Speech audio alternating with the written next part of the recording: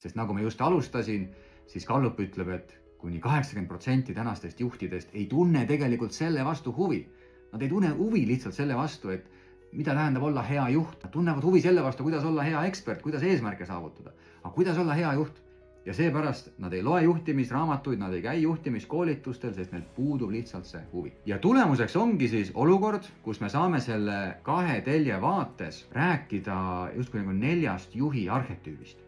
Kui sul on juhi rolli sattunud keegi, kellel on hästi tugev naturaalne liidri mõtteviis ja tänu sellele ta otsib alati ka võimalusi saada paremaks juhiks, olgu need siis raamatud, podcastid, audioraamatud, kursused, kuidas iganes, siis me võimegi öelda, et meil on tugev liider juhi rollis.